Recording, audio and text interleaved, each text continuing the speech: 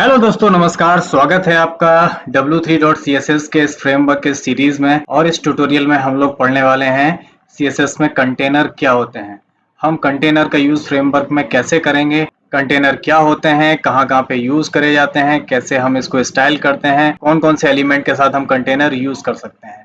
बढ़ते हैं इस ट्यूटोरियल में आगे और देख लेते हैं w3.css में कैसे हम कंटेनर स्टाइल करते हैं। Let's begin this class.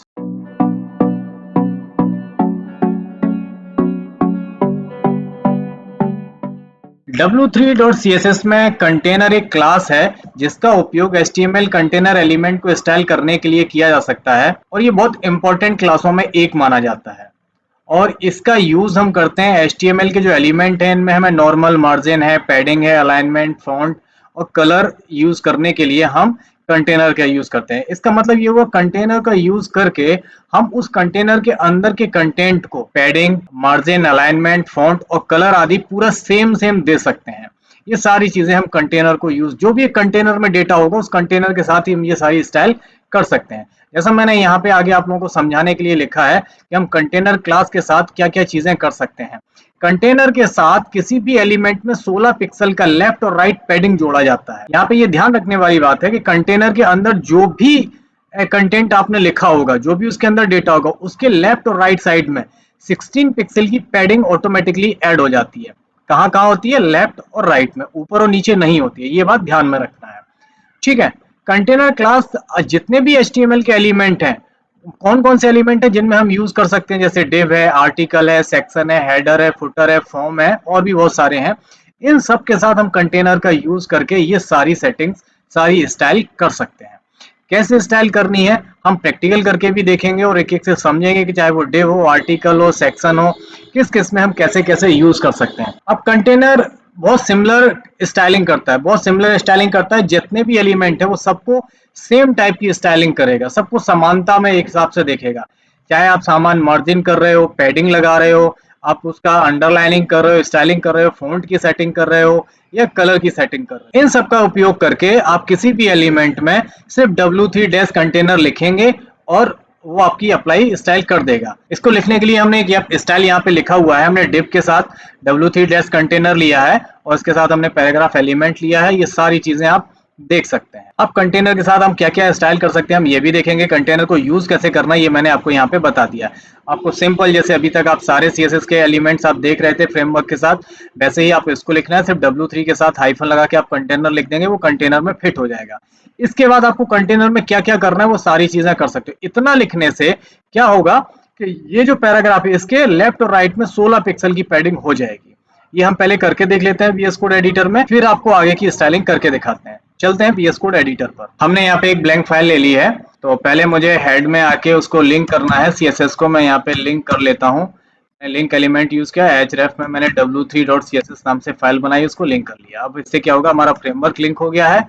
अब मैं यहाँ पे एक डिव लेता हूँ, मैंने डिव लिया और डिव के अंदर मैंने एक पैराग्राफ लिया और इसको पैराग्राफ को दे दिया मैंने 50 वर्ड। ओके, अब देख रहे हैं हमारा यहाँ पे प्रीव्यू आ रहा है, कैसा दिख रहा है। यहाँ डिव के अंदर मैं एक क्लास लेता हूँ और क्लास को नाम दे देता हूँ w3 कंटेनर। अब देखिए अंतर समझ में आया। यहाँ पे ऑटोमेटिकली ये 16 पिक्सल इधर से हो गया, 16 पिक्सल इधर से हो। तो ये कंटेनर लगाने से सिर्फ यही एक इफेक्ट पड़ता है कि इसने पूरे कंटेंट को, जो भी इसके अंदर कंटेनर के अंदर डेटा रहेगा, वो सबको 16 पिक्सल इधर से, 16 पिक्सल इधर से ये एडजस्ट कर दे। आई होप आप लोगों को कंटेनर अच्छी तरीके से समझ में आ गया, क्योंकि पिछले ट्यूटोरियल में मैंने कंटेनर यूज किया था लेकिन आपको समझाया नहीं था।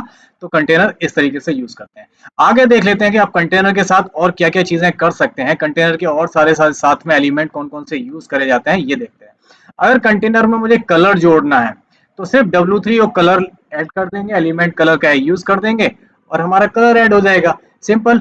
देखिए इस तरीके से सिंटैक्स इसका लिखेंगे हम। देखें इसको करके, तो मैं आ गया यहाँ पे। अभी यहाँ पे जो कंटेनर मैंने यूज किया है इसमें मुझे अगर कलर जोड़ना है तो आपको पता है w3 और रेड लिखेंगे। देखिए क्या हुआ, रेड बैकग्राउंड आ गया इसका, क्योंकि w3 रेड लिखने से बैकग्राउंड आ जाता है। तो यहाँ पे 16 पिक्सल का मार्जिन, यहाँ पे पैडिंग दिख रही है। ये मार्जिन ही है, पैडिंग है। ओके, क्लियर है, समझ में आ गया। तो आप कंटेनर के साथ आप बैकग्राउंड कलर भी यूज कर सकते हैं। कलर के साथ साथ आप टेक्स्ट का कलर भी कर सकते हैं। उसके लिए आपको ये सिंटैक्स लिखना है। आप कंटेनर के साथ ये w3 रेड लिखने के बाद w3 टेक्स्ट व्हाइट भी लिख सकते हो, तो इसका कलर व्हाइट हो जाएगा। करके ये इसको भी देख लेते हैं। मैं इसी के आगे लिख देता हूँ w3 टेक्स्ट और इसके आगे लिख देता हूँ द वाइट। वाइट हो गया। अगर यहाँ पे मैं ब्लैक कर दूं, ब्लैक में आ गया। ओके, आप इस तरीके से डब्लू कंटेनर के साथ में बैकग्राउंड और टेक्स्ट कलर भी यूज कर सकते हैं। आई होप आप लोगों को अच्छी तरीके से समझ में आ गया होगा। W3 कंटेनर में डिफॉल्ट जो पैडिंग है वो 16 पिक्सल बाएं और दाएं होती है, ऊपर या नीचे कोई पैडिंग नहीं है। ये ध्यान में रखने वाली बात है और मैंने आपको प्रैक्टिकल करके दिखा भी दिया है। अब आगे देख लेते हैं कि हम W3 कंटेनर में और क्या क्या चीजें यूज कर सकते हैं और कहाँ कहाँ यूज करते हैं। अब हम इसको यूज करने वाले हैं हेडर और फुटर में। हेडर की स्टाइल करने के लिए हम W3 कंटेनर यूज करेंगे और कैसे उसके सिंटैक्स लिखेंगे वो इस तरीके से है।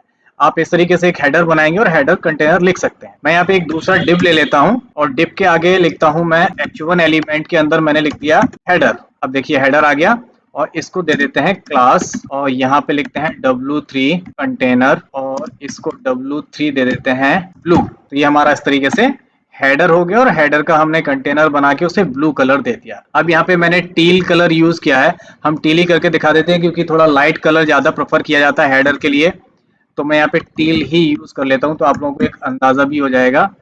टील से इस तरीके का लाइट ग्रीन कलर आ जाता है। तो ये हमारा हेडर हो गया। अच्छा, हेडर को लिखने के पास आपके पास एक और तरीका होता है, आप उसको हेडर में भी लिख सकते हो। आप डिव अगर नहीं भी लेते हैं तो आप डायरेक्ट हेडर एलिमेंट भी यूज कर सकते हो। मैं ये भी करके आपको दिखा देता हूँ। तो पहले मैं इसको कमेंट आउट कर देता हूँ तो आपको थोड़ा सा अंतर समझ में आ जाएगा। और मैं यहाँ पे एक हेडर एलिमेंट ले लेता हूँ। देखिए हेडर एलिमेंट आ रहा है और इसके अंदर मैं H1 यूज करता हूँ, हेडर लिख देता हूँ इसके अंदर और इसको ले देता हूँ क्लास और क्लास में W3 कंटेनर और इसका W3 दे देता हूँ टील कलर। तो आप देखिए दोनों तरीकों से हेडर यूज करते हो। आप हेडर एलिमेंट भी डायरेक्ट यूज कर सकते हो और डिव एलिमेंट के अंदर भी हेडर बना सकते हो। दोनों में कोई अंतर नहीं है, आप लोग अच्छी तरीके से समझ गए होंगे। ये दोनों चीजों पे अप्लाई होता है, ये हेडर पे भी और फुटर पे भी। आप इस चीज को हेडर और फुटर दोनों पे अप्लाई कर सकते हो। अब जैसे मैंने हेडर का किया वैसे ही हम और फुटर को भी कर सकते हैं। यहाँ पे लिखा हुआ भी डिव और हेडर दोनों के साथ व्यवहार करने के तरीके में कोई अंतर नहीं है, दोनों आप सेम तरीके से यूज कर सकते हो। फुटर का भी प्रयोग करने के लिए हम इस तरीके से फुटर भी लगा सकते हैं और हम फुटर एलिमेंट का भी यूज कर सकते हैं। हम डिव के साथ भी फुटर यूज कर सकते हैं और फुटर के साथ भी फुटर यूज कर सकते हैं। करके देख लेते हैं। तो फुटर मैं नीचे यूज करता हूँ। यहाँ पे पहले मैं डिव के साथ यूज करूंगा और यहाँ मैंने लिया H3 और फुटर लिख दिया। सॉरी, ये इसी में आ रहा है क्योंकि इसका डिव यहाँ पे बंद नहीं हुआ है। अब देखो फुटर नीचे आ गया। अब इसको क्लास दे देते हैं, क्लास W3 कंटेनर और इसको कलर दे देते हैं W3 टील कलर, इसको भी दे देते हैं। तो ये हमारा फुटर आ गया। ठीक है, इसमें कुछ और भी लगाना है आप तो और भी लगा सकते हो। मैं एक P एलिमेंट यूज कर लेता हूँ तो एक पैराग्राफ भी लगा दिया मैंने, तो ये हमारा फुटर आ गया। अब आप फुटर को ऐसे भी यूज कर सकते हो, डिव एलिमेंट के साथ भी यूज कर सकते हो और इसके अगर मैं हटा दूं तो आप इसको फुटर के साथ भी यूज कर सकते हो। फुटर आ गया और फुटर के साथ भी हम यूज करने वाले हैं। यहाँ पे मैंने इसको दे दिया H3 और इट इज फुटर और इसको दे दी मैंने क्लास W3 कंटेनर कर दिया इसको और W3 में दे दिया मैंने टील कलर। तो आप इस तरीके से भी कर सकते हो। तो आप दोनों तरीकों से आप डिव एलिमेंट भी यूज कर सकते हो और यहाँ पे फुटर एलिमेंट भी यूज कर सकते हो। दोनों की स्टाइलिंग में कोई भी अंतर नहीं होता है। आई होप आप लोगों को हेडर और फुटर अच्छी तरीके से यूज करना समझ में आ गया होगा। कंटेनर को हम हेडर फुटर में कैसे यूज करने वाले हैं। आगे देख लेते हैं कि आगे हमने और क्या क्या यूज करके देखा है। हम कंटेनर को कहाँ कहाँ यूज कर सकते हैं। हम डिव एलिमेंट के साथ भी यूज करके देख सकते हैं। हमने डिव को आपको यूज करके दिखाया है और ये जो सारी चीजें हैं, इमेज मैंने यहाँ पे एक यूज किया, पूरा एक एग्जाम्पल है। यही पूरा एक एग्जाम्पल मैं आपको यूज करके दिखाता हूँ। जो भी चीज लिखा है सेम एज इट इज हम करके देखेंगे। यहाँ पे मैंने क्या किया है, एक डिव बनाया, उसके अंदर कुछ लिख दिया, हेडर बना दिया, एक इमेज ले ली, इमेज के बाद पैराग्राफ एक लगा दिया है, पैराग्राफ के बाद मैंने नीचे यहाँ पे फुटर लगा दिया। ठीक है, सिर्फ इमेज बढ़ गई, सब कुछ सेम है। तो मैं एक इमेज आपको बीच में लगा के दिखा देता हूँ, बाकी सारी चीजें सेम है ऑलमोस्ट। देख ले, तो मैं यहाँ पर आता हूँ और इस पैराग्राफ के पहले मैं एक इमेज लगा के देखता हूँ। मैं एक IMG एलिमेंट यूज करता हूँ और यहाँ पे सोर्स में इमेज का एड्रेस डालना है, तो इमेज हमारे इमेजेस के अंदर है और यहाँ पे वन इमेज ले लेते हैं। यहाँ पे मैं इमेज लगाता हूँ कार्टून की। अब यहाँ पे ऊपर हमारा हेडर हो गया, बीच में इमेज आ गई है, यहाँ पे पैराग्राफ है और नीचे हमारा फुटर आ गया। सिंपल। ठीक है, पूरा एग्जाम्पल आप इस तरीके का देख रहे हैं। आई होप आप लोगों को कंटेनर का यूज अच्छी तरीके से समझ में आ गया होगा। ध्यान में यही बात रखनी है कि कंटेनर यूज करने से 16 पिक्सल की पैडिंग मिलती है लेफ्ट और राइट में, नॉट अप और डाउन। तो दोस्तों कमेंट करके बताइए आप लोगों को ट्यूटोरियल कैसा लगा। आई होप आप लोग समझ रहे होंगे, अच्छी तरीके से समझ में भी आ रहा होगा। मिलते हैं एक नए ट्यूटोरियल में एक नए पॉइंट के साथ, तब तक अपना ख्याल रखिए। टेक केयर, गुड बाय, जय हिंद।